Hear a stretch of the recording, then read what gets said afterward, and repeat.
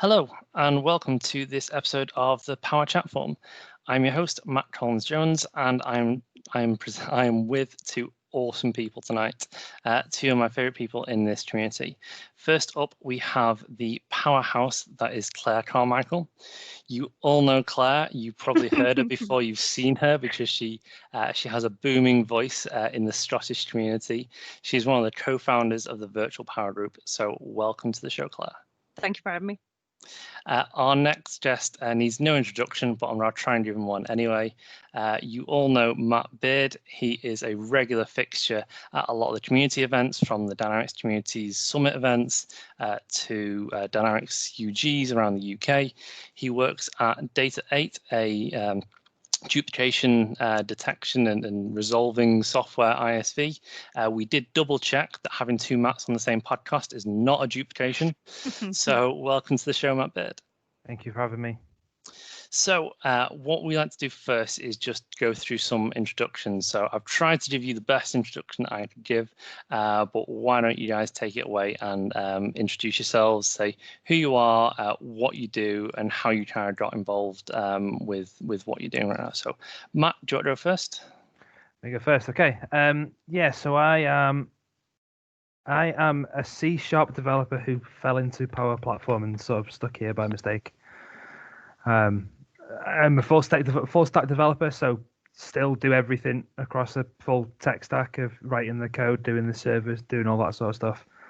But there is a niche within what I do that fell into Dynamics that I'm sure we'll get onto at some point, and I sort of fell in love with it. I fell in love with the platform, fell in love with the wider Power Platform, and sort of it remains a massive part of what I do, even though it's not sort of the main, what it was not originally the main focus, if that makes sense. So a bit of a full stack, jack of all trades, try and dig into everything, but then with a specific tangent on Dynamics and Power Platform at this point. Yeah, you've done all sorts of things. That we've had conversations. You've done development inside Dynamics.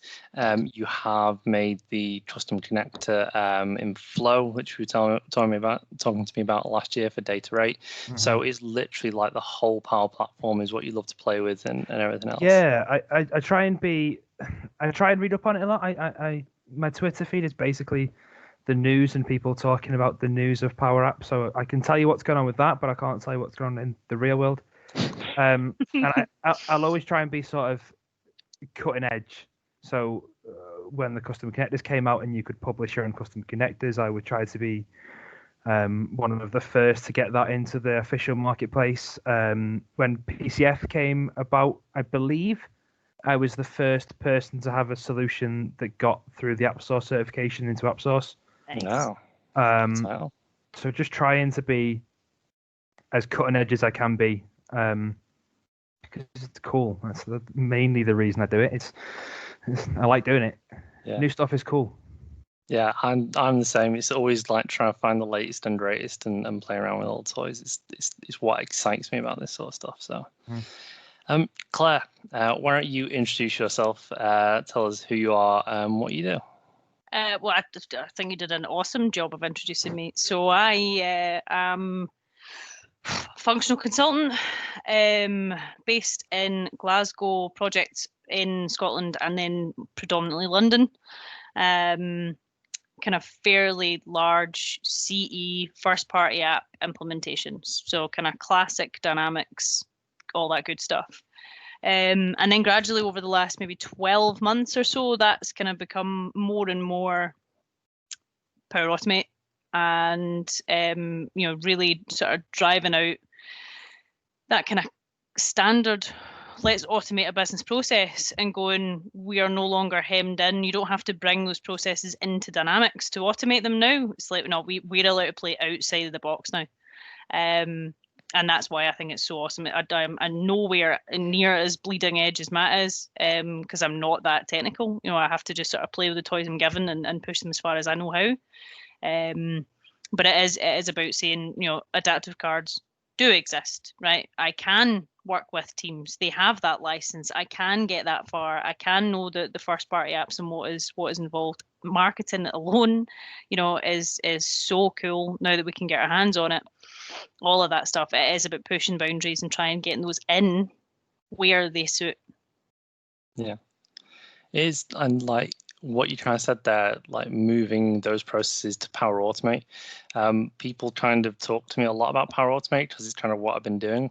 But when we've been doing the flow stuff for the virtual power group, you're the one in the background going, oh, you need to do this, you need to do this, you need to do this. You're an absolute powerhouse at Power Automate. And I'm sometimes there like, maybe I should like step aside a little bit, just let Claire run the things. She's so awesome at it. I love it. I absolutely love it. It is right up my street. It's just logical enough that I can, I get to use my left brain. Yeah. But there are no rules. I am not tied down by the classic workflow editor in any way. There is nothing stopping me from calling a Matt or a David Small or whoever and going, I can't get to the thing that I want to get to. Build it for me, and that kind of level of creativity is so far beyond what we could do before. And that kind of given us that little taste of that power. Just makes us go, no, hang on, what else can I make this do? How far can I push this? And it's really cool. So how far back did you start in Dynamics then? You may not have heard the story, right? So I was client side. I was the troublesome client who you could hear 14 miles away and just continued to make trouble. My lead consultant was Mark Christie and my support agent was Ian Connolly. And I basically fell through the trapdoor and I've never quite get back out. And it's all been fairly good so far. So that's maybe 5, possibly 6 years ago. So you've seen it before we had all the fun tools and the logic stuff and seen how well it's nice. Yep. So that's what I was going to ask actually, because like one of the things I usually like to do in these podcasts is talk about people's origin stories. So you were an end user. You kind of come from that background of like knowing these processes. So now you're kind of like on the other side of it. You're there like, oh, I was such a pain in the ass. Oh yeah, I was. Yeah, I was, and that was like that's how I ended up doing it. So I basically got to the point where I think I pushed Mark about as far as he would go. And being the delightful, lovable, work shy human being that he is, he was like, do you want to know how to do this? Like, yeah. Right. So that you just need to do this and then that. And I had one business rule down and I was like, this is awesome. This is so fun. He's like, see if you just done it another 17 times. I'm like, okay, cool. And obviously, bloody fancy pants lead consultant is now sitting there just watching me do it. There we go, job done. And I just never quite got back out. See, Mark has a great way of delegating things. Good leadership qualities, I think that's what you call it. Oh, yeah. So, but no, I'd not heard that story before either. So that's actually really funny. Because I come from an end user as well, and my first thing was just we had no support, so I just became the guy that built stuff because there was no one else trying to do it. So learning it all yourself. So Matt, you kind of said you're a full stack developer. How did you kind of end up in this role then? Did you just go to university, came out of university, found a job, and then was like, oh, this dynamic stuff is pretty cool. Let's start playing around with that. Sort of. So I did computer games in technology. Oh, nice. Computer games technology awesome. in uni. But all that really is, let's be honest, is coding with a prettier thing to look at. That's all it really is. It's still logic and maths and stuff like that. It's still code. So after that, so during uni, I was on a sandwich course. I got a job in a mystery shopping company. It was. I used to pay people to go shopping, and I was there for a good few years. But the most code that I ever got in it was Excel VB. And I got to this pivotal point where I was like, I spent all this money to go to university, and I'm not using it. So I decided to pivot back. And then was fortunate enough to land the role at Data8 and as a junior to do work on their APIs. Ultimately, the thing that we build is APIs and batch systems to work anywhere.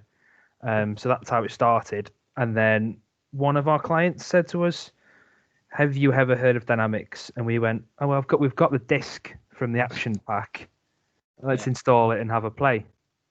And 8 years later, we're here. We're here. Still playing. Yeah. And still on premise, but that's a conversation for a different time. Yeah. I don't. Every time someone mentions on premise to me, I just kind of shudder a little bit and just go, seriously. It's my literal current project right now is the migration. I finally chipped away enough at the team for them to go, okay, fine, we can go online. So weeks and we'll be online finally. But to be fair, I sort of have a slightly different approach for a lot of stuff because I come from an ISV world. Yeah. So I have to make my stuff work on everybody's systems, including on-premise, including CRM 2011s. So I have a slightly different sort of look at the system that whilst I try and be cutting edge, some of the people that use our stuff aren't and won't be because for whatever reasons. So we sort of stayed on premise just because we still had to keep the stuff for dev. But then we're going to move across and just have sort of development legacy environments now rather than us have a reliance on there. The main thing we needed at this point, if I'm totally honest, was the SQL endpoint. Between Mark Carrington, his SQL for CDS tool, and the T-SQL endpoint, that was the last sort of nail in the coffin that meant there's no reason we can't move across anymore. I do kind of wonder, like, if you guys were in the same office on that day when Microsoft announced the T-SQL endpoint, and Mark's just there happily updating his SQL for CDS tool, whether he's like, "Oh no." I won't show you the text message you sent me the day. Yeah. Well, I mean, it's good in one sense. It's kind of like a compliment. Hey, look at this thing that you built because we didn't build it. Oh, now we're going to build it. It's kind of it's one of those necessity sort of things. I'm still surprised all these years on that we don't have a proper ribbon editor. And Scott's is just the go-to tool for Microsoft still, and that they haven't built that in themselves yet. Because it seems to be the way they're going with the PCF tools is they want us to build them themselves. They're going to build their own, and we can use them. That's great, but you can build it yourself and go that direction. So I mean, that's super similar to how they're doing it anyway, right? With the first-party apps, they've got all the bits they've built for you can use, or you can, within reason, make it yourself. Yeah, exactly. So I think that's their sort of approach. So yeah, in fairness to Mark, I will stick up for him. I think he has an advantage because he's got CRUD updates on his. Yeah. So he's got more than Reed. So that's why I haven't moved across quite yet. Yeah. No, I get that. So I was kind of trying to think of a list of things to talk about, and I had Crookie on the podcast last time, who was an XrmToolBox author as well. And then I was trying to think of all your accolades. So you've mentioned the PCF tool. I didn't know about that. PCF in AppSource. You're an XrmToolBox author. You made your own custom connector. Again, this is going back a year when it was all like, bleeding edge and no one was doing this. You've got quite a good resume, Mr. Bird. Is there any one thing that stands out for you, the thing that you're proud of, like making and like releasing? Question. I mean, to me, it's ISV heavy, but the duplicate tool we sell as a tool. I remember the day we came up with the inception of it, and we sat around and we were in Florida because we'd been to the user group summit in Florida, and we sort of did it, inspected it, and went, wouldn't it be amazing if you could do this, this, this, and this? And then the team worked solidly for 18 months. Yeah. And we were like, it's actually, and I still don't get bored demoing the stuff I do, and that's what I like is that I've genuinely been sat in calls and done demos on certain things, and you get rounds of applause, and you think, okay, I've solved people's problems there. And it's just it's the ticking to people's boxes and knowing that other people have the same frustrations as me, for them to be nodding along as I'm saying it. Because Teams is great now because I can see people on the screen and they don't realize I can see when I'm doing a demo. And you do a demo and you say a joke and they go, yeah. And you think that's what's nice because we're all wired up the same way. Yeah. So I think just the fact that I understand the way people use systems enough to get these reactions is probably the biggest win for me. Yeah, that's awesome, man. Yeah, because I'm pretty blown away by all the stuff you do, and this is not a podcast that's an advertisement for Duplicare. Although Data8, if you do want to sponsor this podcast, just let me know. But I've seen you demo that sort of stuff, and I'm always blown away at how much that can relieve so many problems that a lot of big customers have, or small customers have. And it's just something that's just not available out of the box. And you kind of think, we get these basic duplication, basic merge sort of stuff, but nothing more than that. And this is software that's been around since 2003. We're 17 years later. Why don't we have these things yet? And that's where things like Duplicare and stuff, ISV is like really corner the market with that great technology. It's a super fine line to tread, because I don't want to come on here and talk about that stuff, because I like everything, but at the same time, that's what I do for 3 to 5 days of the week. The thing I'm excited about genuinely is that some of the stuff that we actually had that was USP at one point is now in wave 2 it's in the wave 2 stuff. Yeah. Nice. And I'm genuinely interested to see how they do it, see how they wire it up. Yeah. Like looking back at last week, I don't know if you saw on the internet about people have realized that they've turned merge into async. Yeah. Yep. And then things don't work and things go crazy. So because I have a bit of expertise in the area, I thought I'd dig into it a bit more, have a look into what's going on. I actually published a fix for it if people needed it. So yeah, it's nice to understand things.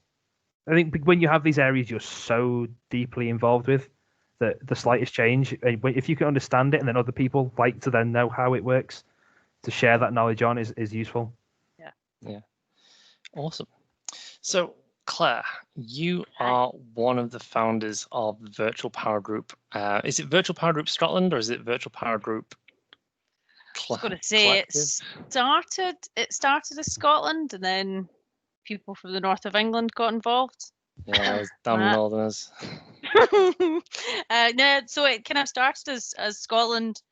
I just don't think we built the wall high enough. Well, you should have made us pay for everyone get in.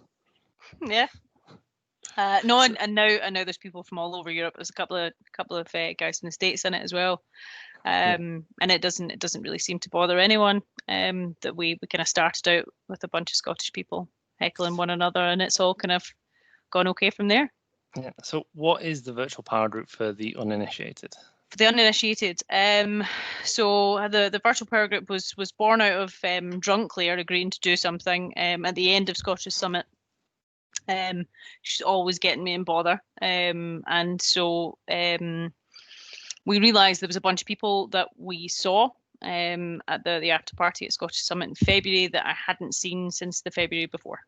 We only lived like maybe 30 odd miles apart, and yet we just hadn't found the time to actually get together and talk about anything in the 12 months between Scottish Summits. And we realised there would probably be another 12 months pandemic, not even involved in that decision, before we would have a chance to hang out again.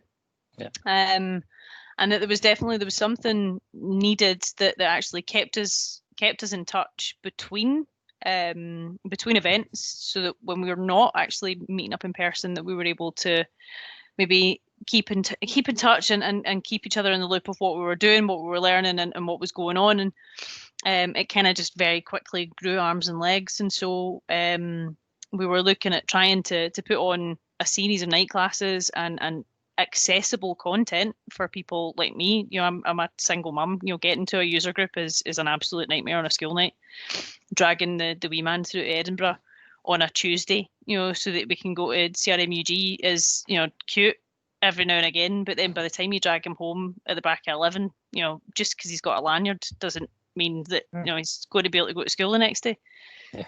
So that kind of stuff for me, that's again, it's different for me versus your grads. So you get someone who's got to finish work at the back of 5 in Glasgow, cut across to the other side of the country, spend an hour there at maybe not quite the right level, either quite often too technical or not technical enough. And so it just sort of, the lack of content available at the right level with any degree of consistency that didn't have 3, 4, 5 either economic or time hurdles in the way of it, we just didn't have it. And one event a year just wasn't quite cutting it. So between night classes run by Paddy Byrne, which are very much that kind of beginner entry level content,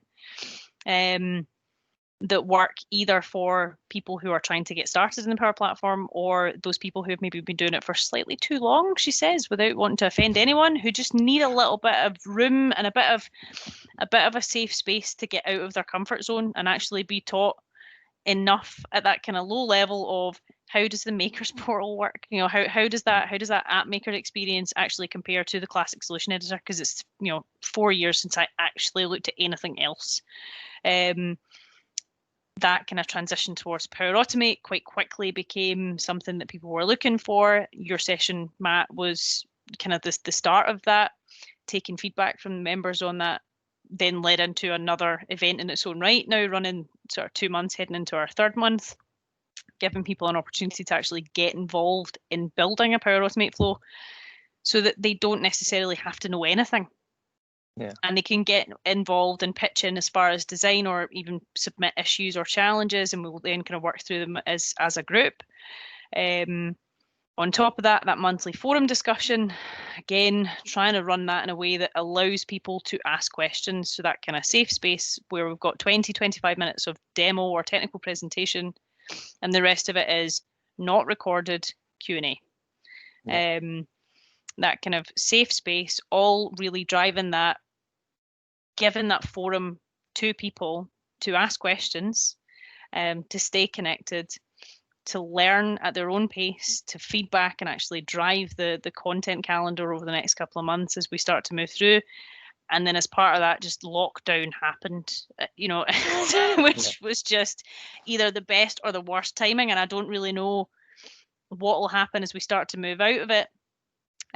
But that kind of purely virtual content was always the objective. It just sort of happened at the same time as all of the UGs went online at the same time. So I don't necessarily know how it'll look in kind of 3, 4, 5 months. But the intention is for it to stay in that purely virtual zone, so that you can be eating your noodles with your headphones off and your camera off. So you don't need to be involved. You can kind of just absorb it. But that it's easy to get to. You should be able to throw the kids into bed and then just dial in. Yeah. I think a place for people to be relaxed where they can fail without judgment is what people need. Yeah. I think that's what separates the people that do their job and nothing else to the people that jump on is because they go, I'll try it, and if I mess it up, then I'm with people that can go, what was that? Yeah. Learn out loud is the new phrase that I'm using a lot. So I recently did the Flow in a Day class for some young adults. I'm going to call them not kids. They were between the ages of I think the youngest was like 17, the oldest was 30 in the end. But it was part of Tricia Sinclair's like Black Lives Matter. And we were just trying to say to them, like, we were giving them some real stills. So Keith Watling did App in a Day, I did Flow in a Day, Rory's been doing some stuff. And we were trying to say to these kids, like, there's young adults, there's no harm in learning out loud. It's one of the ways that we all learn and we can all help each other. The worst thing is when you think that you can't ask a question for fear of reprisal because you remember being in high school or primary school and people don't know, I was never the kid that asked the question, I never the person that did this. And like I do feel that with the virtual power group, and it's a really unusual circumstance because I've been going to these user groups for a few years now. There's just a completely different atmosphere when I join a virtual power group call to when like I go to a live UG or I just show up on a virtual one these days. It's almost just like a bunch of friends that are getting together and just going, hey, I don't know how this works, or let's go through this bit and just ask all the questions and be open, and no one's going to say, I can't believe you don't know that already. Like, how long have you done this for? I think you also made a good point about, people like you and me, Claire, we're sort of functional consultants doing CE mainly. And my CE is like, I spend a project on sales, and then I spend a project on customer service, then I go back to sales, then customer service. And then it's like, oh, these salespeople need marketing. We're like, oh God, how does marketing work again? Like, Whereas, but these sorts of classes can at least give you some, like, hey, you don't know how this thing that, I can't believe you don't know it sort of thing. Like, it's, how does this thing work? And we can try to start and learn those things, especially if you haven't had that exposure to it, because I definitely feel that a lot. Well, it's so common, and especially in a world where things change so frequently. So you kind of, so I did a PSA project maybe this time last year. That seems like I think that's probably too long. Anyway, but this time last year, and they've come back and asked for additional training, and like see the gear shift that is involved in actually going right. I knew that inside out, back to front, upside down last October. This August, I'm like, what does it stand for? And it like completely take myself all the way back to that, to then run all the way through that to try and run at that pace again. And that's without even considering what might be different in the implementation now compared to what it was. And trying to meet people in this who are kind of trying to get started, and they're like, oh, the environment is so overwhelming. There's so much to learn, and it's like none of us know it all. Yeah. Like none of us can know it all, and the reason that we all lean on each other is because I'm going to go, well, you touched it last, so going to you tell me how it works now, and the next time you hit marketing is the thing that I know today, you feel free to come and ask me a question. And that's why that community spirit I think is so strong. The main thing that people know how to work is the thing they're currently working on. Yeah. Everything else is just done. Oh, but I used to build a Salesforce implementation, and I still have to occasionally support Salesforce. I'm like, I can't even shift gears into that dirty word anymore. Are you even allowed to touch it? Is there not like a holy sort of like communion thing that you have to do if you like switch between Dynamics and Salesforce? Yeah, I have. We have shifted the focus of who within the business looks after that side of the tool. I think that's the key of being a development team lead. You can just go, I'll let one of the juniors deal with that sort of thing. Delegate it downwards. The joy is we've just agreed to start working on F&O, so I now need to learn brand new languages. So I need to make sure I don't forget all the other stuff.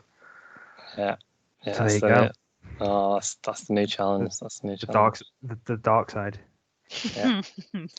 So speaking of what we're working on at the moment, so F&O is the new challenge for you, Matt. Is there anything else that you're working on right now?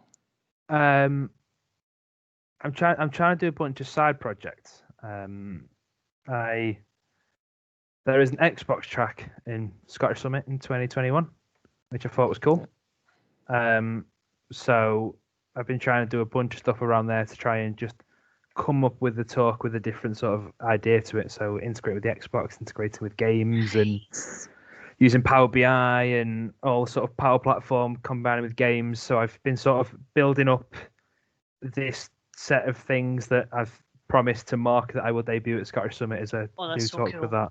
So it's the idea is it's going to do things like use Power BI to tell me if there's a specific map that I'm better on, and all stuff like that is what I'm trying to get at with it. And then the other thing that I'm hoping to be able to do is, as I'm playing the game in real time, if I press a button on a Canvas app, it will change the weapons I'm using and that sort of stuff, and this real integration with the game in real time. So that's what I'm working on at the moment, sort of as a side note. But it's the fact is it's August and I'm building it ready for February shows that this isn't going to be easy, but it's a bit of fun. So if I need help with my Xbox track talk, you might be a little bit too busy at the moment, is what I'm hearing. That's fine. We can make time. Yeah, you're the one that inspired me to start thinking about it. Just again, it's not something that's kind of my forte, but I just kind of thought, this is pretty cool. And you were talking about it one day, and I was just there like, I should have a look at that. I'm not as stupid as I used to be. I'm sure I can do something with it. Well, actually, funny enough, literally on the drive today, on this 2-hour drive to a safari park, I randomly thought of something else that I would like to build at some point with Flow and CDS. Sorry, Power Automate and Dataflex, just whatever call this stuff anymore. Yeah. About achievement tracking, and if you had a community of people that would do what we do on the Xbox, and you can see who doesn't have what achievements. Matt, I'm sure this will be music to your ears, and you can say that this amount of people have this achievement, it's really rare, and really start building up analysis of everybody in our community and who does what and where they play. Yeah. So again, But other stuff I thought was cool. That's exactly what I want to build, like stuff around achievements, because I just love achievements. I'm such a nerd. So yeah, Claire, what about you? Is there anything you're working on at the moment? Are you have you been looking at any of the sort of Wave 2 stuff that's coming into preview at the moment? Sort of. So I'm on kind of two main things just now. One is like a good 87% Power Automate, and like kind of in like a sugar coating of model driven application, but that's about it. Everything else contained within it is Power Automate, and it's awesome.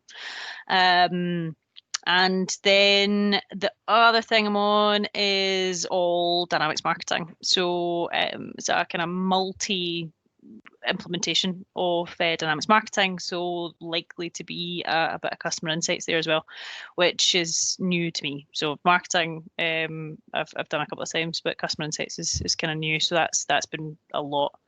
But the marketing Waves 2 stuff has been kind of at the fore for me of late. Just because of the nature of the timelines. So the piece of work's likely to go live around then. So kind of trying to build it on that basis. Awesome. I like marketing. I studied marketing. I did the marketing exam, but I don't have a proper marketing environment. When I actually did my exam, my marketing environment was slightly broken. So I'd like try and get into like the journey editor, like for the customer journey, and it wouldn't load. I'm like, okay, so I can't find out how I do this. I can't find out how I do that. I'll just have to read it instead. So although I like the marketing stuff, I kind of play around a lot with the sales and customer service stuff in the previews, and don't get a lot of access to the marketing preview stuff because my environment just doesn't work, and I need to find out how to do a new one. Yeah, get a new one. But yeah, so that's the sort of stuff I love all the preview features. I really do. They're the new things that are coming, and some of the ones that are coming in this one, like the rich text editor. I was playing around with that. The new email file attachment previews and selector things. You can preview things and rotate things. And I'd be remiss if I didn't mention my favorite Word templates. The convert to PDF, but convert to PDF now on custom entities out the box, as well as the preview and after the last update, they allowed you to save things to either the notes or straight to SharePoint. But it depended if you just turned it on. If you turned it on, it would go to SharePoint. You didn't have an option. They now have a button. Send to SharePoint, just download it. It's all good. So I'm a massive nerd when it comes to Can you sort records yet, though? Sort records? Yeah, as in like a repeating row control. So then what's the point, Matt? What's the point?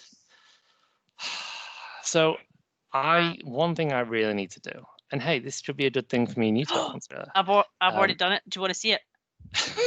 It's really good. It's really good. So you can trigger it, and then it will go away, and then it will filter and sort, and then bring it back into the Word template, and then add it back onto the record. Yeah, it's really good. That's what I want to do. Because like I've seen, just like everyone was talking about the Word connector trigger like a year ago at Summit. I mean, I think someone asked John Levesque at one point, like you said, what's your favorite like flow connector? And he's like, oh, the Word one. We've just released Word, like Word templates and all that sort of stuff. And I'm here like, I've got Word templates and Dynamics, and then I was like looking at all the stuff I should do. I was like, oh yeah, maybe I should. But I had to reach out to Daniel Laskowitz for help because I couldn't figure out how to do a bit of it, and then I broke it, and then I had to go on. I had to like properly log a Microsoft ticket. It was all the kinds of drama, but it works and it's beautiful. So like, yeah, you can't beat a good break where you've got to raise support. Oh, properly broke it. Oh yeah, I'd broken it. And that it got to the point where it was like creating the document, and it was just all Wingdings and going, nope. I'm like, but the flow didn't fail. Like, it's got a green tick. What's the problem? Like, these poor guys were like, been working on it for a week. I'm like, have you? Because I still can't read it. Like, yeah, it was good. But yeah, it was good. Apparently, I'd overcomplicated it. Funny that. So I speaking of sport tickets, the one I'm always really proud of, and this is a very humble brag here, is that I basically have a hotfix for the email router that was solely, well, I say solely, I'm probably, someone else probably reported it, but I was probably one of the first. My company used to deal with a lot of on-premise customers that had large mailboxes and the email router to send things out and to bring emails in and convert them into chasers to work on them, like a big call center sort of thing. And they noticed that emails just stopped one day, but only certain emails. And I'm here like, why are only certain emails? And I'm like, this is me on a support desk, and I'm here like, I don't understand this. I'm not like a big techie or anything like that. But I looked at the date of it, and I looked at some of the email signatures that was like sent from iOS, and I'm here like, iOS had an update recently. I'm not even an Apple guy, and I know that. I'm like, I wonder if something in the email headers for the iOS has now broken the email router, and that was actually the case. That nice. Apple updated the headers that for the protocol of what they're sending through email, and the email router would just not accept it at all. It just thought it was an invalid email, wouldn't process it. So after I think it was a week and a half or 2 weeks, because these are like big major customers, they released to me a hotfix, and I'll forever call it the Matt hotfix, but it's just got a random GB number. But that's the one I'm proud of, because I'm here like years later, I'm thinking, how did I even figure that out? Like, how much of a nerd am I that I know when all these things are updating and like, figure all that stuff out? So that's my sort of thing. So, but yeah. So Matt, you were talking about gaming in your spare time. What else do you like to do in your spare time other than gaming? I know you're a massive Destiny fan or Destiny 2 fan. Is it Destiny? Destiny 2? Is it? Yeah. Is it the same game anymore? No, it is a second game. Yeah, I'm thousands of hours into that game at this point. So I play that quite a lot. What else do I do? Yeah, trying game. Football, Liverpool, but we won't talk about football in this one, especially if people like Mark Christie listen to it, then he'll always send me abusive messages. Yeah, you don't want to get heckled on a podcast. Yeah, Mark doesn't listen to podcasts. No, that's true. That's true. We can slag him off as much as we want. About yeah. Screw Mark. What else have we got? Yeah, that's it really, to be honest.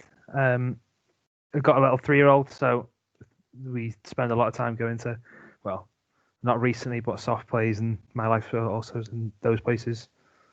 So yeah, that's pretty much my life, to be honest. Awesome. Claire, what about you? What do you like doing in your spare time? Spare time, you say? Do you have any spare time? Do you know what that is? No. So I'm on my own with just a 6.5-year-old boy. So you can imagine what my spare time is taken up by. So there's a lot of PlayStation. Don't hiss or anything. We're a PS4 household. So there's a lot of that. There's a lot of parks. There's a lot of out cycling. There's a lot of just running about and getting bogging in fresh air, because we're both at work or school like 8 till 6, Monday to Friday, without fail. So when we're not in here, like shoveling food into our faces so we can fall down on our beds like straight away, that's usually what we're up to. There's a lot of that. Awesome. So, Matt, you run. You're one of the committee members for the XrmUG in the UK.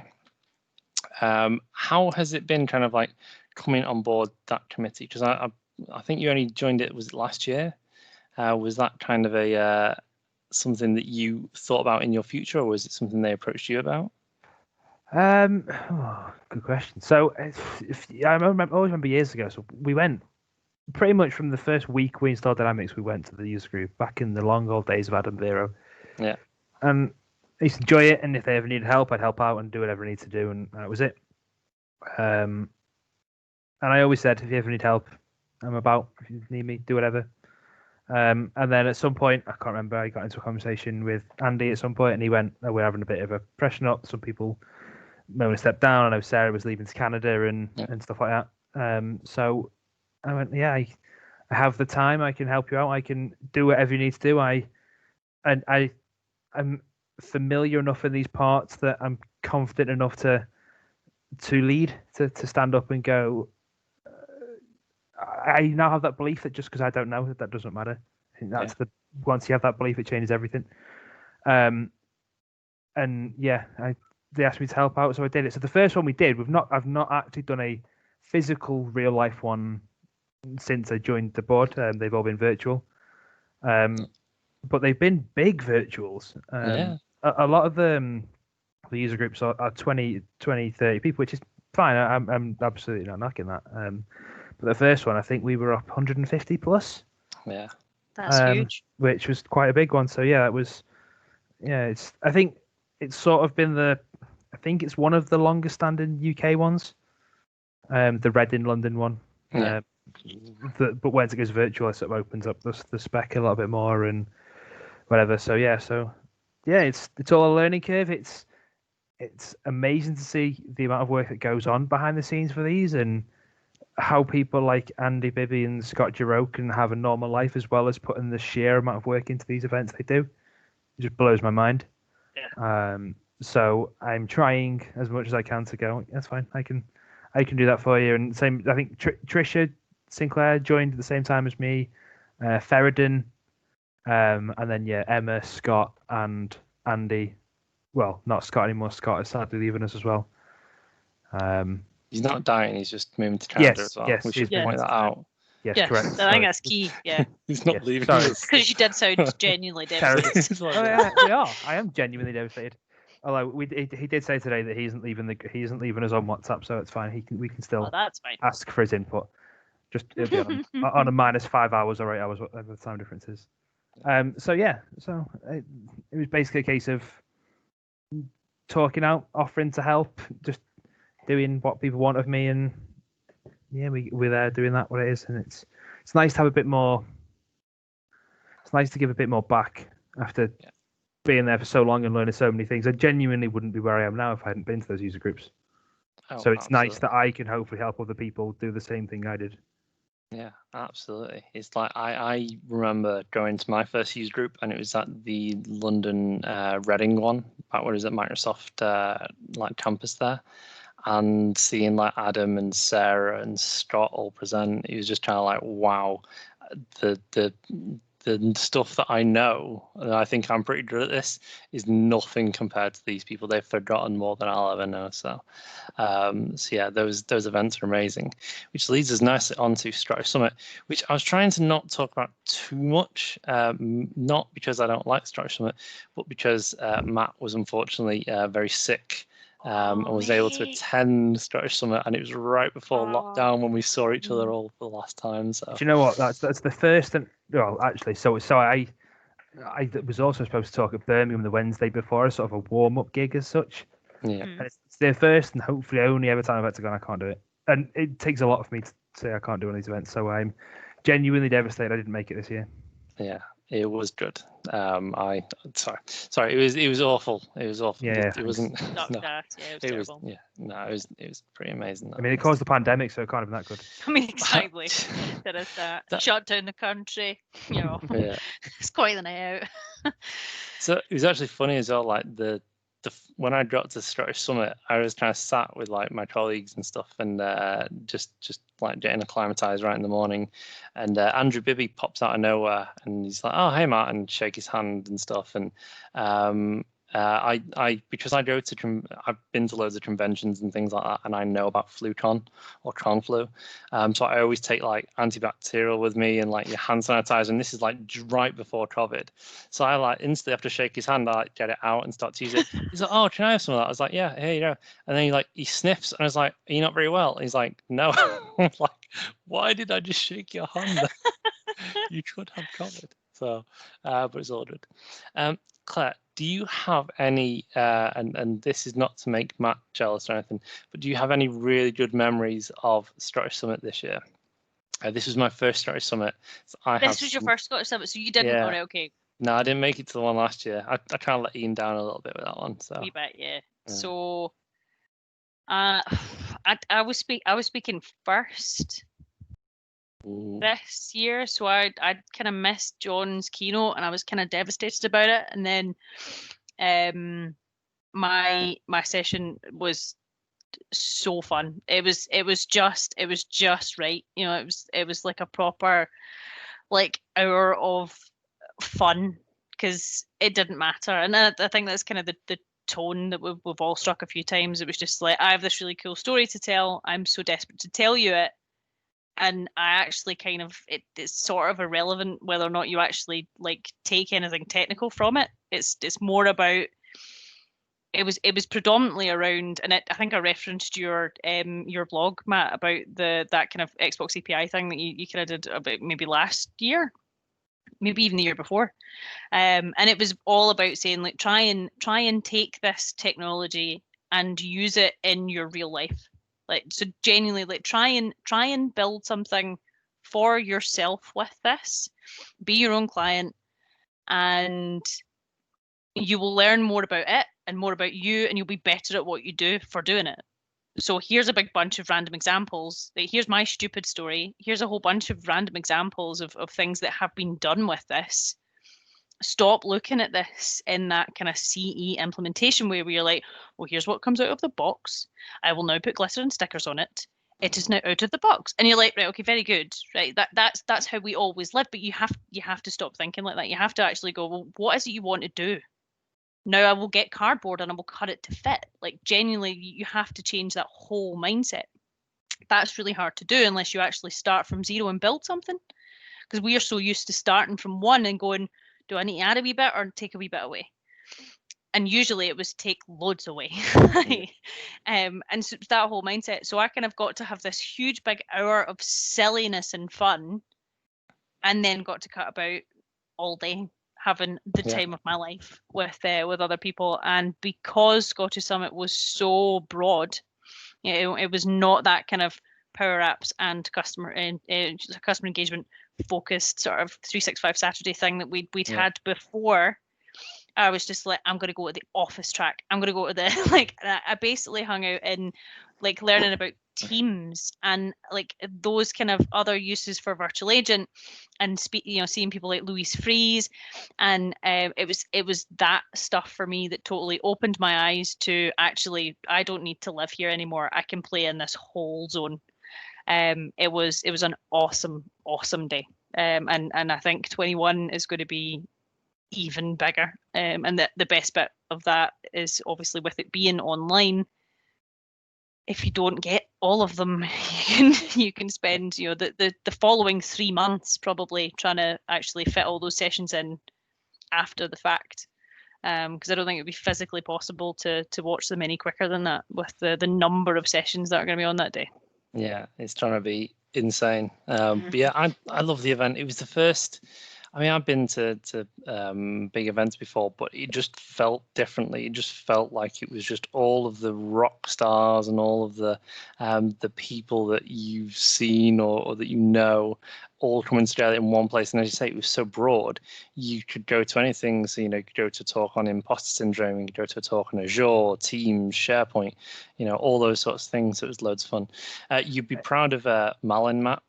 Malin was streaming the Liverpool match all throughout the evening. She went through several wardrobe changes, which I thought was weird. Yeah, that's true. But, so the truth behind that was that me, Marlon, and Kyle Hill had already agreed to be a team for the pub quiz, because we were going to just watch the game at the same time. Okay. And get 0 points. And then obviously I wasn't there, so I let them down on their team. But the original plan was we were going to do we were going to go as full kit as well. Yeah. Socks and everything, just for a laugh. But I think she was wearing the jersey during the quiz, but good. It was one of several wardrobe changes that I just remember thinking, wait, Malin is now in a jersey. She wasn't in a jersey 5 minutes ago, and then Malin's now in a dress. It's like, she like rocked a gown to the after party. She looked absolutely phenomenal. So it's just one of those things of just like double taking sometimes. So, but yeah, so that was loads of fun. We were runner up in the quiz. So I have a little tiny light up dinosaur on my thing, and Chris took the what was it, unicorn hoop game thing? headpiece Yeah. thing. Yeah. So he was more happy with that than coming first. I think. I think he wanted that. So. I remember the Scottish Summit the year before. I think was that the first one. Yeah. And I remember going then thinking it had a different vibe to it that year, and that might even be when I first met you, Claire. I don't even know anymore. But yeah, yeah, that vibe was special. My question for you, Claire, because this has always bugged me in a nice way. It's a positive. Did you tweet during your presentation, or did you have timed tweets, or did you have somebody tweeting for you? Because I'm sure this year. Yeah, was there a play-by-play of your talk during the talk? No, I had, because I'm a giant nightmare. I had time stamped it beforehand, so I knew when my punchlines would drop. So I had them all queued to land the tweet at the same time as the joke. Because I was reading, I remember thinking, I was hearing key parts of your talk, despite the fact I was still at home. Yeah. And I thought that was great. I don't think I've ever seen anybody do that before. I had all the punchlines laid out beforehand. Like, I knew exactly when the jokes would land. That's proper organised. I don't think I've ever been that organised in a talk before.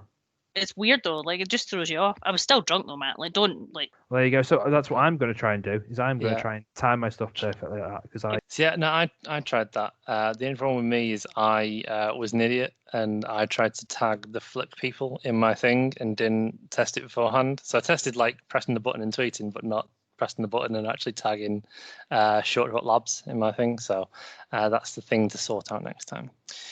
So with that, let's do some roundups. So Matt, do you have anything coming up? Are you speaking anywhere? Do you have any UGs coming up? Any call for speakers for the UK UG or anything? Wow, on the spot. This is where I get removed from the board. I'm going to try and shut Ben's door while you like use that time to think it through or Google it, mate, because I need to figure out. So I believe there is a call for speakers opening in a few weeks. Twitter is your best bet. So I think there is a November talk, the November event happening. Yeah. I don't know if the date is officially public at that point, but I'm pretty sure I can say at least November. Call for speakers will be coming in the next days, weeks. So yeah, that'll be there. Scottish Summit I am talking to. There was a oh god, there's two. What's the other one? The XRM virtual ISV event was on. Oh, that's yeah. There's an ISV event on that, so that was talked about this week. So we were talking on that. Am I talking anything else? No, I think I'm relatively quiet.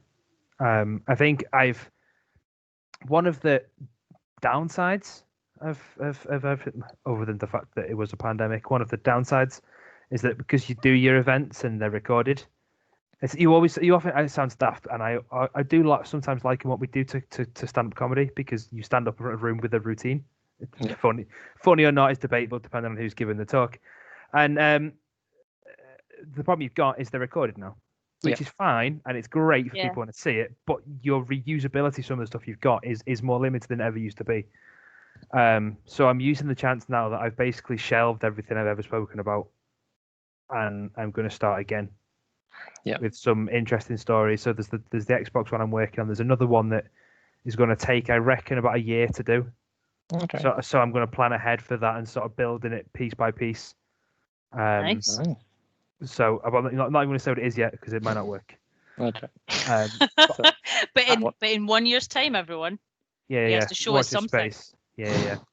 So I'm gonna mark the dates. It's the 20th of August. 2020. So me and Claire, I'll put that in our calendars. I'm going to schedule a tweet right now for 20th of August 21. Nice. Oh, Matt, where's that thing? Where's that thing that you said you'd There you go. So I think I like those stories. I like the big stories. That I know it sounds daft, but you can reuse. So I'm trying to reset. Is where Absolutely.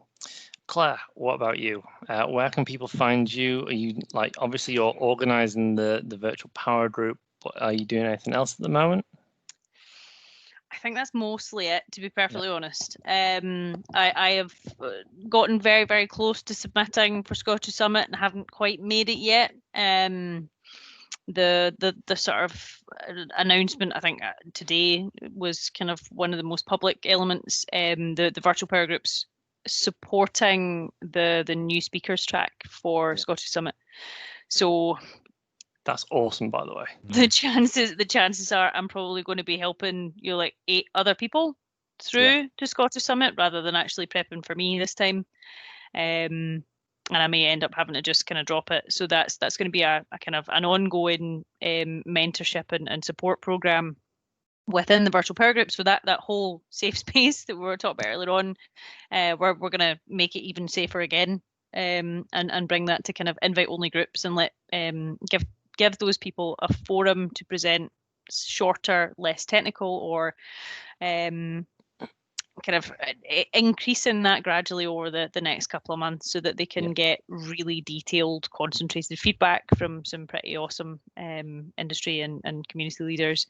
Yeah. So that they're ready to absolutely smash it out of the park in February and not, have to worry about it. That's an awesome thing. I love this push for new speakers. I think it's amazing. It's so key. It's so key. I think I genuinely think that's what the first Scottish Summit did that I had never seen before. It was people that I had never heard of, to a certain degree, as well as people that I was like, wow, you're an actual human being. You're not just a face blog. You know what I mean? It was weird. And so that kind of showing you that just anyone can be up there was such a huge thing. And then to see some of those people come back a year later and have stepped up their game so much was just phenomenal. And it was like, if you hadn't been let up there the first time, would you be there now? It was really, really key for me. And so that next kind of year of stint now is going, well, let's really push it. Let's properly open the door. And the beauty of that kind of virtual power group program that we're looking to put in is that not only are we going to let more people in, but we give you an opportunity to get back out if you don't really want to go all the way. Like, so you can start the program a little bit and then go, do you know what, actually that 10 minutes is enough. And you don't have to go all the way to the 1 hour or the 30 minutes on the day. You can kind of back out a little bit early, which means that there's less risk. So we're going to get more people to actually just have a go at it. Yeah. And there's a chance then that people who just would never have dared will get up, and they will teach us something that we didn't know that we needed, because that's what happens when you hear people's voices. That is exactly it. I couldn't have said it better myself. So that's absolutely a must for people to sign up and at least just give this a shot and get support from Claire. You could be one of the lucky 8. We're looking at Judges' Houses theme though, so it might be that, depend on numbers. Maybe the more people get the support. I don't know. Okay. But depends on the numbers. Yeah. If the numbers are low, then obviously everybody in. But we might be able to kind of bring those numbers in a little bit. Yeah, awesome. Well, it's been an absolute pleasure talking to both of you guys tonight. You two are my favourite people in the community, so thank you both for joining me. Thank you so much, Matt. Thank you. Bye.